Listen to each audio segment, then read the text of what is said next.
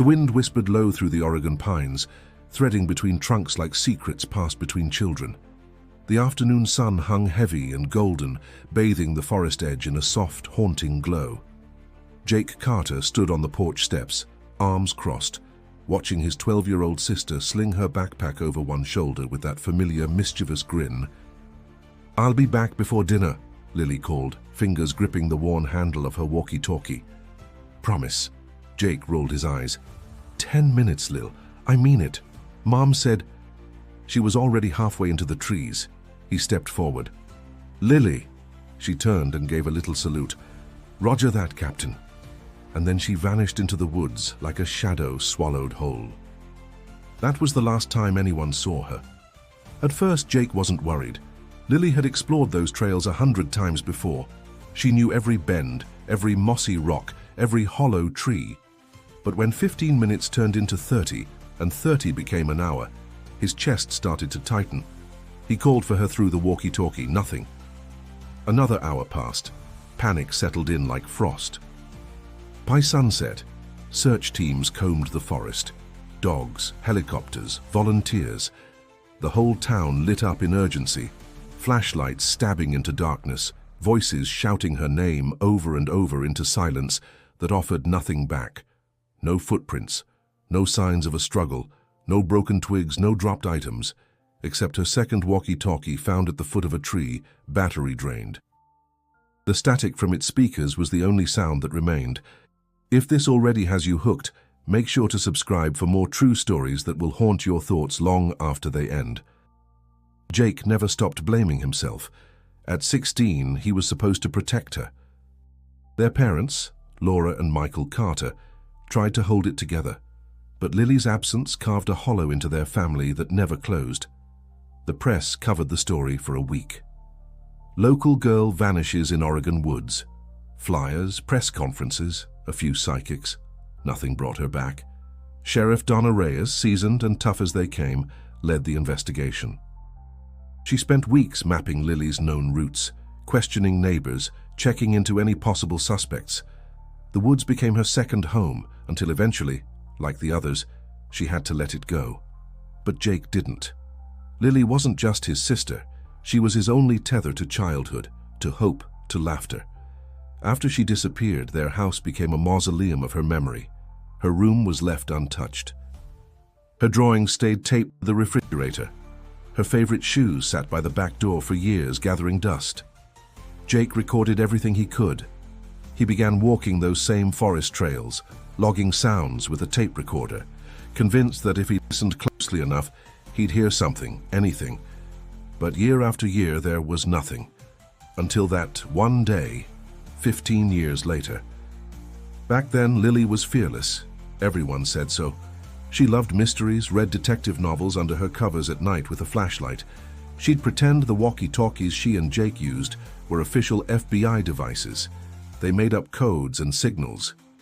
"If anything ever happens," she once told him, "you'll hear me through the static." Jake had brushed it off at the time. Now her words were etched into his soul. The forest where Lily disappeared wasn't just any forest. Locals called it Whispering Pine Hollow. Old stories floated through town like smoke, voices heard when no one was around, strange lights that flickered between the trees, people who wandered too far and never came back. Lily wasn't the first. She wouldn't be the last. Jake kept all the articles. Clippings pinned to a corkboard, disappearances from decades past, some eerily similar. But Lily's case was different. No trace meant no answers, and that kind of mystery leaves a mark that doesn't fade. 15 years is a long time to grieve, but it's also enough time to prepare. Jake Carter would never forget the sound of his sister's voice. Not her laugh, not her teasing tone, not the way she always signed off their pretend missions with "Over and out, Agent J." And somewhere deep in the forest, beneath layers of silence and time, that voice had never truly gone silent. It was only waiting to be heard again. The forest never gave anything back, not memories, not footprints, not sound. The official search lasted 6 weeks. By the third, optimism turned to ritual. Volunteers wandered trails in silence, heads down, as if mourning in motion. Sheriff Donna Reyes refused to close the case, though every lead dissolved into mist. She slept in her cruiser some nights, engine off, windows cracked, listening. One morning she told Jake something he'd never forget. "She's not gone," she said, eyes fixed on the trees. But she's not here either.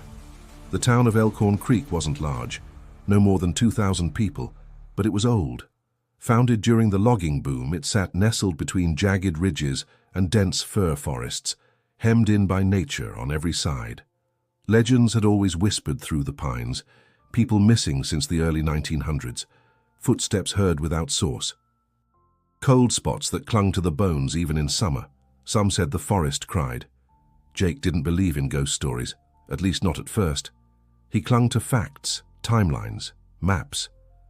But as weeks passed, then months, and Lily's absence deepened into silence, he started to see things differently. He met a man named Henry Calver during the second month of the search. An old hunter, beard like driftwood, eyes clouded with cataracts but sharper than most. He lived in a weather-beaten shack at the forest's edge. People said he hadn't left it in 20 years. "I've heard her," Calver said without prompt. "Heard others too." Jake had shown him a picture of Lily, hopeful, desperate. Instead of shaking his head like everyone else, the man lit a cigarette and stared into the trees. "They cry," he said. "When the wind comes up from the south, if you sit real still, you'll hear 'em. Begging, pleading, sometimes singing. But it ain't them anymore, not really." Jake left without another word, heart pounding. Meanwhile, the sheriff's department ran down every possible lead. Interviews, criminal records, truck stops, camera footage. Reyes tracked down a rumor about a drifter seen in town the week Lily vanished. Turned out to be a war vet passing through. Harmless. She followed another lead about an old bunker in the hills. Nothing but rust and silence. Each dead end drained her a little more. She aged in weeks, her voice thinning from frustration. But she never stopped trying, never treated Jake like a grieving kid. She listened, took notes, asked questions no one else thought to ask. By the end of the year, however, the case was labeled inactive, not closed, just frozen. Jake's world shrank. School became a blur. Friends drifted away, unsure how to speak around someone so wrapped in absence. But one person stayed, Theo Barnes. Loyal, quiet, stubborn. His older brother Ryan had vanished 5 years earlier, also without a trace. Different part of town, same kind of mystery. They never talked about it outright. That was the rule, but they understood each other without needing to. Jake and Theo spent their afternoons retracing old search paths, not to find clues, but to feel connected. They marked trees, left trail signs, documented everything. Jake recorded forest sounds using a cheap handheld mic. He started building an archive. His room became a wall of sound. Late at night, with headphones tight and eyes closed, he listened to hours of forest silence. Sometimes he thought he heard something, a breath, a hum, a whisper, but when he rewound the tape, it was gone. Theories began to fester in town. Some blamed animals, others whispered about cults. There were those who believed the Carters had staged the whole thing, for attention, for money. Jake heard the rumors, saw the way people looked at his parents in the grocery store. His father stopped talking. His mother started drinking tea like it was medicine. One night, Jake heard her whisper Lily's name to no one. But the forest never changed. It stood ancient and still, like a monument to secrets. Jake began sketching it from memory. Every twisted path, every crooked branch, drawn over and over in the margins of his notebooks. He dreamed of Lily running, her laughter echoing through the trees, and always, always, he followed her voice. But never caught up. Years would pass before anything changed, but already the air around Elkhorn Creek was beginning to shift. People noticed animals acting strange, deer appearing in places they never had, birds flying silent, dogs refusing to enter the woods. The whispers came back. Jake didn't know it yet, but the forest had remembered him. It remembered her. And something beneath the roots had begun to stir. 15 years. That's how long it had been since Lily disappeared. Jake Carter no longer resembled the boy who had once chased his sister through the fields behind their house. At 27, his eyes had grown heavier, his voice quieter. The forest hadn't aged, but he had. He worked nights now, tucked into the dim studio of a small radio station on the edge of town.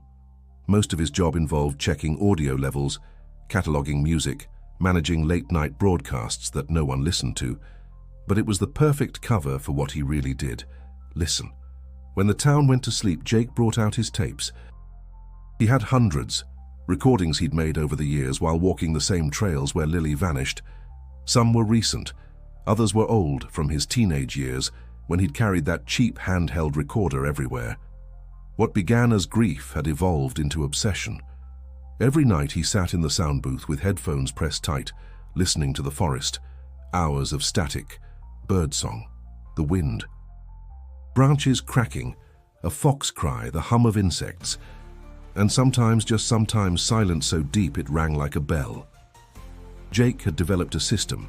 He catalogued every anomaly: sudden drops in frequency, unusual tonal echoes, any segment that felt wrong.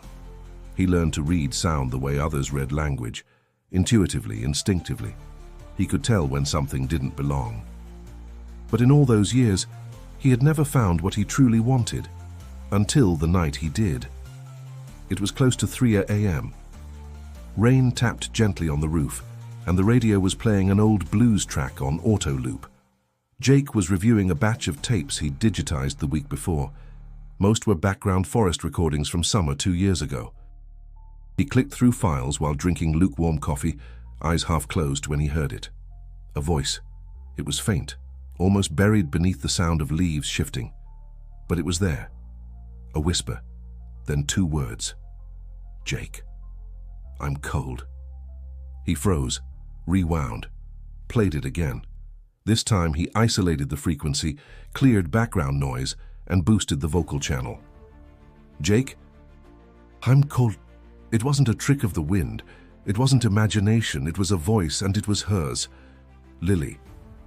Her tone hadn't changed, still 12, still clear, still unmistakable. Jake's body locked. His hands trembled. Every hair on his arm stood upright. He stared at the waveform on the screen as if it was some kind of ghost manifesting through data. How? Where? Why now? He leaned back in his chair, heart pounding, mind racing. For a long time he couldn't move, couldn't think. His eyes welled up, and for the first time in years, he let himself cry. It was real. Later that night, long after the initial shock had passed, Jake began dissecting the recording in full detail. He checked its original timestamp, August 3rd, 2023, 2 summers ago. Same trail near Whispering Pine Hollow. No anomalies in temperature or conditions, just forest ambience and her voice. He cross-referenced it against older tapes, scanning for similar waveforms or matching frequencies. Nothing came close. Then he played it again, just to be sure. Jake, I'm cold. He mouthed the words as she spoke them. The sound wasn't frightened. It wasn't panicked. It was calm, measured, as though she were standing right beside him, watching the trees sway, waiting for him to answer. But he hadn't heard it when he first recorded it, only now. Which meant something had changed. Jake didn't sleep that night. By morning, he had printed audio spectrums, waveform maps, and filter graphs. He called Theo. You need to come over. It wasn't a request. When Theo arrived, groggy and annoyed, Jake simply hit play. Silence. Then, Jake, I'm cold. Theo's face drained of color. That's not possible, he muttered. But it was. Jake didn't explain further. He didn't have to. Theo knew the path Jake had walked. He'd walked it too in his own way, searching for his brother. But this was something else. Something that had waited 15 years. Jake opened a drawer and pulled out a box. Inside was Lily's old walkie-talkie, her favorite one, the one she never left behind. Dusty, cracked, the antenna slightly bent. He turned the dial. Nothing. Then, as if summoned by the memory of her voice, the speaker popped with static.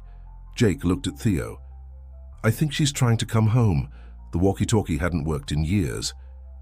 Its batteries had corroded, its plastic casing cracked along one edge from being dropped too many times. Jake had kept it anyway, tucked in a box with Lily's drawings, a friendship bracelet, and the flyer they'd posted across Elkhorn Creek. Now it sat on his desk, buzzing with static. Theo stared at it like it was alive.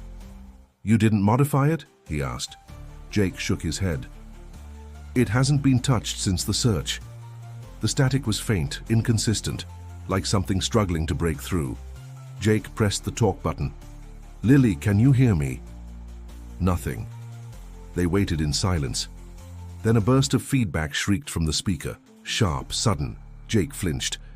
Theo cursed under his breath. The buzz faded, and then another voice, garbled, fragmented. "Too late." Jake leaned in. "Say that again, please." But it was gone. He stayed up for hours, Walkie pressed to his ear, flipping channels, adjusting frequencies. Every so often, a word would slip through, sometimes clear, sometimes distorted. "Run. Don't. Jake." Once he thought he heard his own name repeated 3 times in a low, unfamiliar tone. Theo tried to stay rational. "It's old tech," he said. "Could be bleed-through, shortwave interference, truckers, weird kids with ham radios." Jake didn't argue. He didn't need to, because when the voice said, "I miss you," it used a nickname only Lily had ever used, Jakey Jake. That same night, Jake called Sheriff Reyes. She didn't answer at first. He tried again. On the 3rd attempt, she picked up, voice groggy with sleep. "Reyes, what's wrong?" He told her everything about the tape, the voice, the walkie. Silence stretched between them. Finally, she said, "You still have her frequency?" "Yes." "Leave it on." The next morning, she showed up at Jake's house with a thermos of coffee and her old sheriff's badge hanging from a chain around her neck. Her hair had gone gray, but her eyes were sharp as ever. She listened to the tape, then to the walkie. She didn't say it out loud, but he could see it. Recognition. Fear. "I thought I was crazy back then," she said.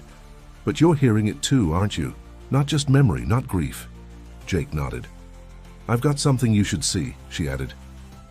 From her bag, she pulled a folder marked Unsolved, 2007-2012. Inside were reports from 5 other missing persons cases, all children. Different circumstances, same forest. Jake scanned them. One detail jumped out. Each child had been known to use walkie-talkies. "I never noticed the pattern," she admitted. "Not until your sister." Theo leaned over the table. "Are you saying someone was luring them?" "Maybe," she said. "Or something." That word hung in the air. Something. Later that afternoon, a storm rolled over the hills. Trees groaned under the wind. Power flickered across the town. Jake and Theo sat by the window, watching as branches bent and rain struck the glass in sheets. Then at 3:13 p.m., the walkie crackled to life. Jake didn't touch it. He only listened. Behind the tree, the voice was small, shaking. "Lily?" he whispered. Silence. He repeated the question. "Lily, where are you?" No answer. Just static. Then the trees outside shifted. They didn't move with the wind. They moved against it. Theo stepped back. "What was that?" Jake grabbed the walkie. "Say something else." Another voice came through. Lower this time. Different. Not Lily. Not human. No escape. Jake switched it off. They sat in stunned silence. Later that night, he found Lily's old journal in a bin under his bed. Pages filled with doodles, nature notes, maps. But one page stood out. In it, she had drawn 2 trees bending toward each other, forming an arch. Underneath, she wrote, "Where the trees bow, the air listens." Jake felt something turn in his stomach. He flipped through the journal again. More drawings, more phrases. "Whispers live in roots. The woods remember. I dream in static." Theo came back the next morning carrying an old field radio. "Picked it up from my uncle's barn, higher range. Might catch something we missed." They set it up next to the walkie. Reyes returned that afternoon looking paler than the day before. She didn't sit, just placed a folded map on the table. "This is from an investigation no one talks about, a missing park ranger, 1996. He left a note that said, 'The voices know your name before you speak it.'" Jake looked down at the walkie, then at the map. Every trail Lily had ever walked intersected one point. a spot deep in the woods marked only with an X. Jake didn't hesitate. He packed that night. The X on the map burned in his mind like a brand, deep in the southeast quadrant of Whispering Pine Hollow, past any trails officially marked. He'd never gone that far, few had. That part of the forest had a reputation. Hikers turned around without knowing why, compasses spun erratically, electronics failed. Locals called it the Still. Jake didn't care. If that was where Lily's voice was coming from, then that's where he had to go. Theo insisted on coming. He didn't ask, just showed up at dawn with a backpack and 2 walkie-talkies. His loyalty was quiet, unwavering. They'd both lost someone. Both had waited too long. Sheriff Reyes gave them the map and one warning. "If you feel the air change," she said, "don't speak, just listen." Jake paused. Why? She looked toward the trees. Because sometimes it listens back. They set off just before sunrise, entering the woods with steady steps. The familiar trails gave way quickly to underbrush and uneven ground. Ferns brushed their legs. The scent of damp earth clung to the air. Jake kept the walkie in hand, volume low. Static pulsed faintly, like a breath. They moved in silence, stopping every so often to scan their surroundings. Jake's recorder clipped to his jacket, capturing every crunch, creak, and whisper. 3 hours in, they reached the edge of the known trail system. From there, the forest changed. The trees grew closer together, older, their trunks wide and gnarled, their bark marked with strange patterns, some natural, some not. Jake spotted a symbol carved into one, a spiral with 4 lines cutting through it. Theo frowned. "Seen that before?" Jake nodded. "Lily drew it once." The walkie let out a hiss. They paused. "Jake." The voice was soft, almost inaudible. Jake held his breath. "Lily," he whispered. No answer. They pushed deeper. By midday, the light began to dim, not from clouds, but from the trees themselves, pressing close enough to block out the sky. Time slowed, or maybe it just felt like it did. Jake checked his watch. 2:13 p.m. When he checked again 20 minutes later, it still read 2:13. The air felt thicker here, like walking underwater. The static on the walkie shifted in tone, no longer random but rhythmic, like a heartbeat. They stumbled upon a clearing just after 3 p.m., though their watches still hadn't moved. In the center was an old fire pit surrounded by stones. A half-buried sleeping bag lay torn beside it. Theo bent down and pulled something from the dirt. It was a child's sweater, pink with faded unicorn patterns. The tag on the collar was still legible. Lily Carter. Jake fell to his knees. His throat tightened. The air seemed to hum. Then the recorder buzzed. Jake checked the screen. It had turned off. Battery full but dead. Theo's watch began spinning backwards. The compass in Jake's bag spun violently before cracking down the center. "I think we found it," Theo muttered. Jake nodded, eyes locked on the sweater in his hands. The forest around them grew quiet. Not normal quiet, not peaceful, empty. A kind of silence that pressed on the skull. Jake turned the walkie back on. At first, only static. Then a faint sound, not words, but singing. A melody, childlike, off-key. Lily's lullaby. Jake stood, heart racing. "She's here," he whispered. Theo looked around, scanning the trees. "You sure?" "Yes." Then from behind them a thud. They spun. Nothing. Another thud. Closer. Theo raised his flashlight. "Something's moving." Branches rustled, not from wind, from something stepping between them. The rhythm of the thuds matched the pulse of the walkie's static. Jake stepped forward, voice steady. "Lily, if you can hear me, guide us." The walkie buzzed, then cleared. "Follow the cold." The air dropped 10 degrees in an instant. Theo exhaled a cloud. They followed it, step by step into thicker trees, deeper silence. The sound of their own breathing grew louder than the forest.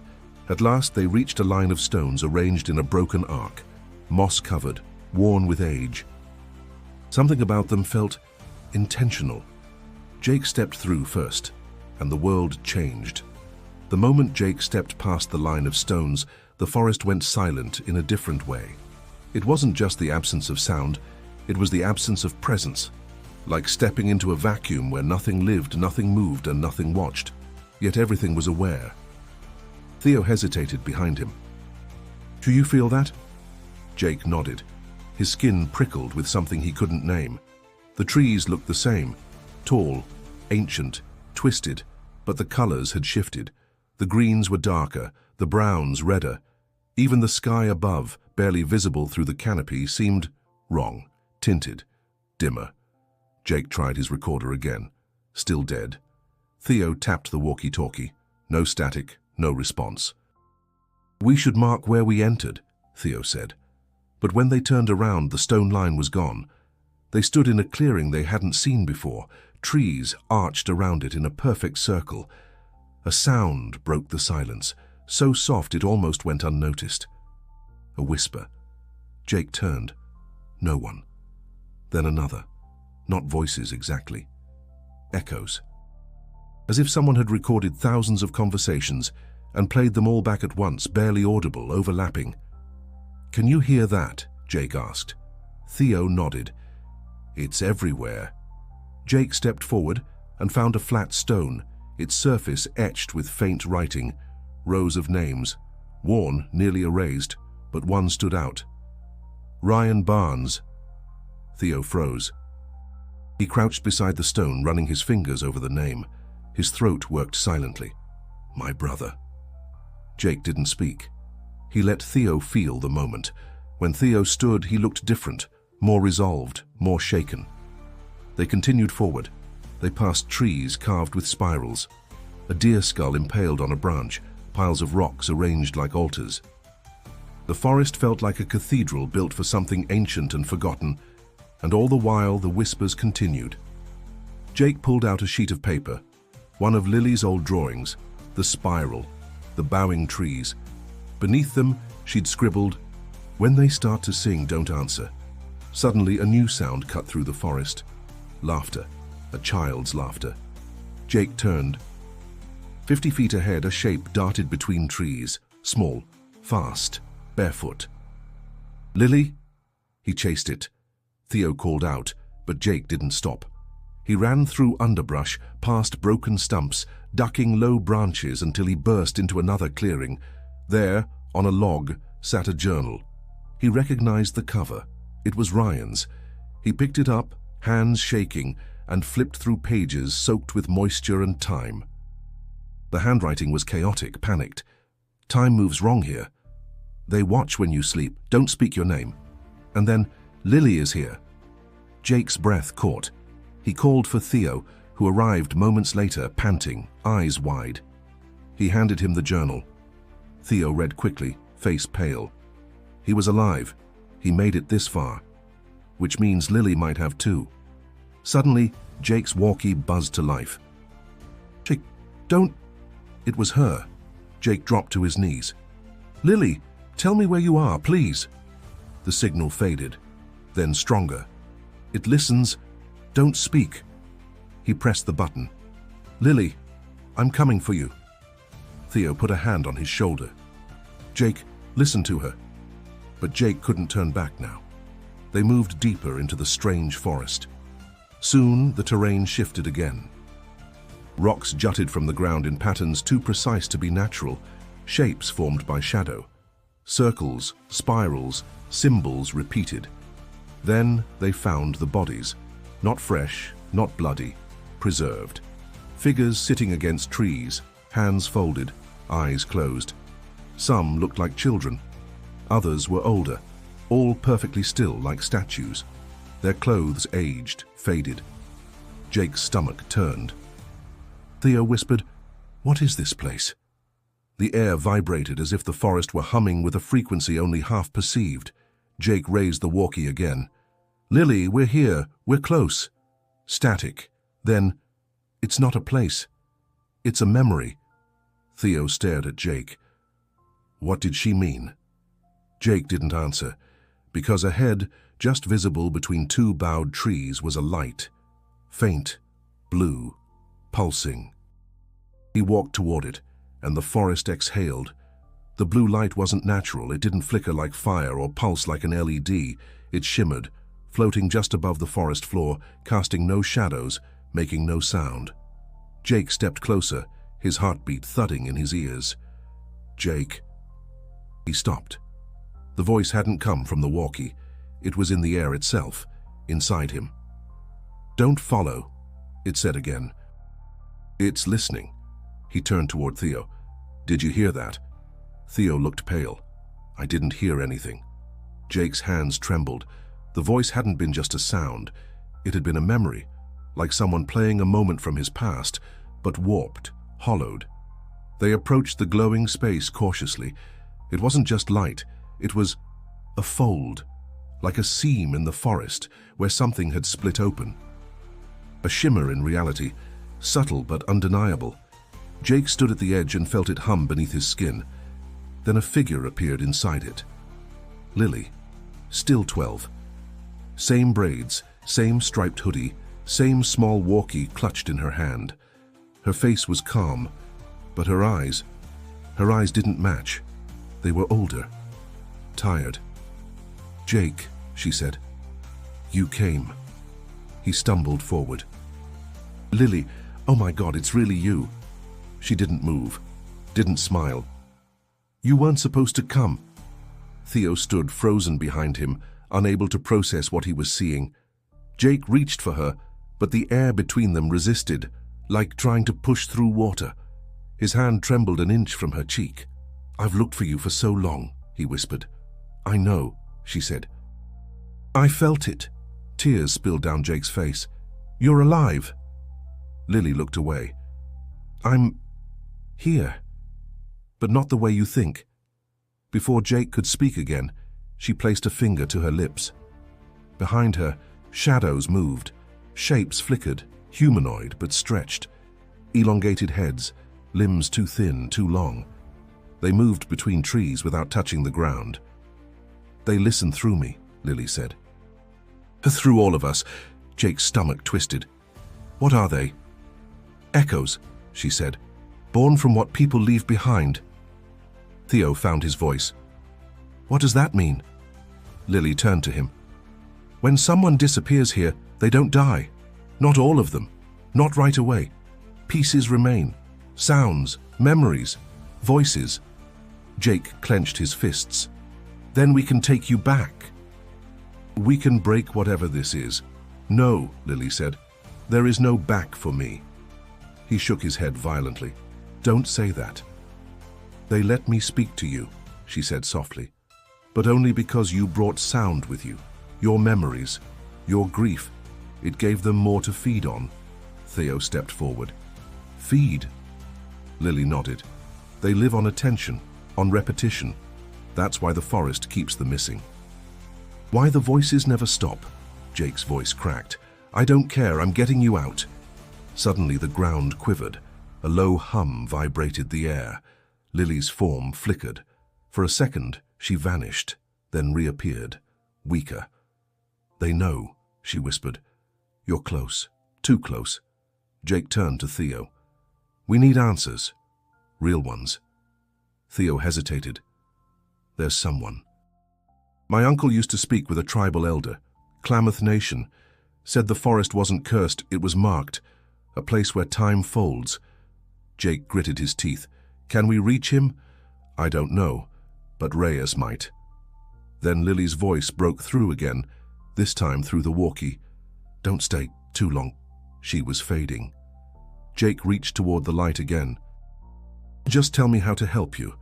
She looked at him, her face trembling. "You already did." Then she was gone. The shimmer collapsed. The forest snapped back into dull green and silence. Theo pulled Jake back. "We need to go. Now." But Jake's legs wouldn't move. His sister had been right there. He could still feel the warmth of her voice echoing inside him. "She's still in there," he whispered. Theo said nothing. Behind them, the trees creaked. The forest had heard everything. They didn't speak on the way back. The forest had changed again. Paths that once curved now split. Landmarks they'd marked with twine had vanished. Even the air felt different, thicker, slower. like it resisted their movement. Theo held the map in one hand, flashlight in the other, but nothing matched. Compass needles spun, watches froze. Only the walkie remained constant, occasionally crackling with static, then silence, then brief snippets of Lily's voice. Can't hold it open much longer.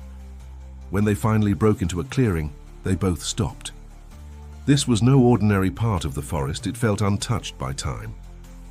In the center stood a formation of stones, 8 monoliths arranged in a wide ring, their surfaces worn smooth.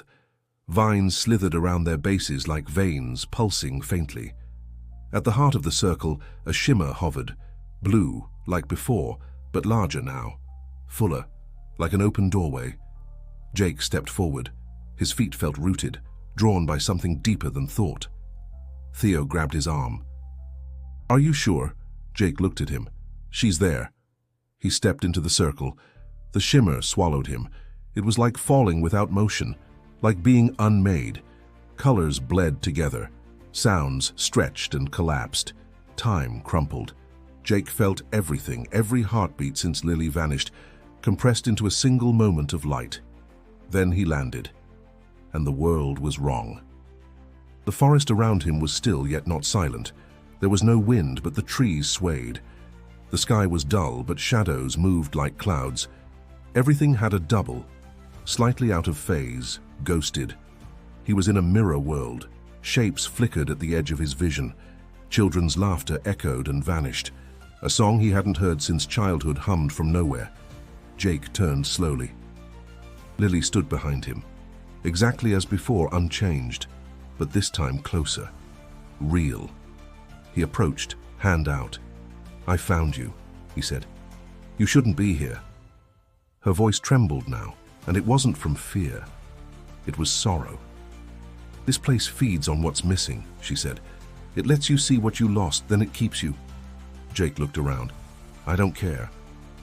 "I'm not leaving without you." "You don't understand," she said. "I've tried to leave for years, but I'm not just me anymore. I'm part of it now." Jake's jaw clenched. "No, I heard you. Your voice came through. You reached out." She nodded. "Because you never stopped listening. That's what weakened it." She pointed behind her to the roots of a tree, massive and coiled, like a brain made of wood. At its base was a wound, oozing black sap, radiating a low hum. From within, hundreds of whispers bled out. "That's the anchor," Lily said. "It holds this place. It holds us." Jake stepped closer. The whispers grew louder. Each one was a name, a cry, a goodbye. And in the center he heard his own voice, repeating her name over and over from a tape years ago. "They use memory," Lily said. "Emotion. The more you grieve, the tighter they pull." Jake's hands shook. "How do we break it?" She looked away. "You don't. Someone must stay." His breath caught. "You mean a trade?" She nodded. "One voice leaves. One must remain." Jake turned to her, eyes burning. "Then I'll stay. You go." "No!" she shouted, stepping back. "You can't. You're not part of it. You'll be torn apart." "I don't care," he said. "I promised I'd bring you home." A rumble split the air. The tree shape pulsed, sensing defiance. Lily sobbed. "It's waking up." Behind them, shadows stirred. The echo things, dozens, crawling forward, their limbs stuttering like broken machines. Jake clenched his fists, then reached for the walkie. "Reyes," he said. "Can you hear me?"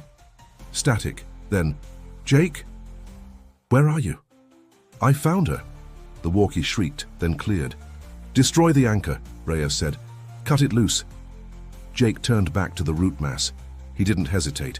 He ran, and behind him, the forest screamed. The ground convulsed beneath Jake's feet. The anchor pulsed like a heart too large for its cage, each beat sending waves of sound that bent the air. Whispers escalated into screams, names, cries, fragments of memory, all tangled in a single howl of suffering. Jake charged forward, fists clenched, lungs burning. The root mass writhed as if sensing his intent. Thorned vines erupted, lashing out, cutting through the air with impossible speed. He ducked, rolled, barely dodging a whip that cracked beside his head. Behind him, Lily screamed. The shadows closed in, drawn to the anchor's defense. Jake saw a glint of metal near the base of the root, a rusted blade half buried in black soil. He grabbed it without thought. Its handle was wrapped in something that looked like cloth and hair. Ancient. Human. He didn't care. He plunged the blade into the anchor's center. A blast of cold exploded outward. The root mass howled. Black sap spewed like blood. The whispers shifted, some to rage, others to relief. Names Jake had never heard cried out one final time and vanished, but it wasn't enough. The tree pulsed again. The wound began to close. Jake raised the blade again, but something gripped his arm, tight, cold. "Lily, you can't," she gasped. "It's too strong. It needs more." He looked into her eyes and understood. It didn't just feed on sound or memory. It needed presence. A soul. Jake pulled away. "Then I'll give it mine." She shook her head violently. "No, Jake, no. I won't let you do that." "You already did," he said softly. 15 years ago, you said, 'I'll be back.' You kept that promise. Now it's my turn." Lily's face twisted with grief. "But you'll disappear, like the others." "No one will remember you," Jake smiled. "You will." He stepped into the core of the roots. The moment his foot touched the center, everything froze. The echo things halted mid-motion. The shadows stopped growing. Even the wind vanished. Jake closed his eyes. He spoke one word. "Home." The anchor shrieked, a sound like glass shattering underwater. The vines writhed and collapsed inward. The black sap boiled. Then it all began to crumble. Lily screamed his name. He looked back once, smiled again, and disappeared into light. The forest buckled. A pulse burst from the anchor, erasing shadows, breaking roots, flattening trees in a radius of silence. The air screamed, then emptied. And then nothing. Silence. Stillness. Then a cough. Lily. She stood alone in the aftermath. The shimmer gone, the tree dead. No whisper, no pulse, just the sound of her own breathing. Then footsteps. Theo burst into the clearing, eyes wide, scanning. He saw her. His mouth opened in disbelief. "Lily?" She ran to him, collapsing into his arms, sobbing. But Jake was gone. There was no body, no sign, just the broken blade lying at the center of the roots. Later, as they made their way back through the forest, it had changed.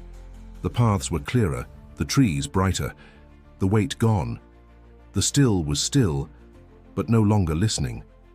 When they reached the edge of the woods, Sheriff Reyes was waiting. She didn't speak. She didn't need to. She saw Lily, saw the emptiness beside her, and understood. She hugged Lily, then turned away, tears streaking her weathered face. Lily looked back once more. The wind moved gently through the trees, and Jake's voice, just once, carried through the walkie. "Over and out, Agent J." Lily Carter opened her eyes to morning light, real light, the kind that carried warmth, not distortion. The air smelled of pine and damp earth. Birds called in the distance. For the first time in 15 years, she was back in the world. But everything had changed. She stood on the porch of her childhood home, only it wasn't hers anymore.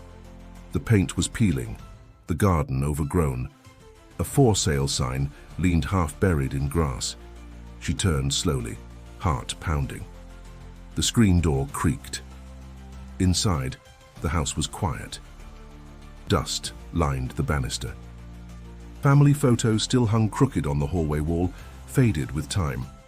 Her parents stared out from behind glass, forever frozen in a life that had moved on without her. She touched her own photo, 12 years old, grinning in front of a birthday cake. Then a voice called from the kitchen.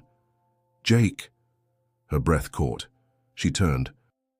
There in the doorway stood a woman, mid-40s, short brown hair streaked with silver. She held a dish towel in one hand and dropped it as their eyes met. It was her mother. She gasped. "Lily?" Time stopped. Then came the tears. They held each other like drowning survivors, their bodies trembling with everything they'd lost and everything they couldn't explain. No words, no need. Later, Theo arrived. He didn't knock. He just stood there, eyes wide as he looked at Lily. Older now, a woman in her late 20s, she matched the years that had passed, but her gaze still held the quiet certainty of the girl who walked into the woods. "I almost thought you weren't real," he said. "I wasn't," she replied. "Not entirely." He gave a sad smile.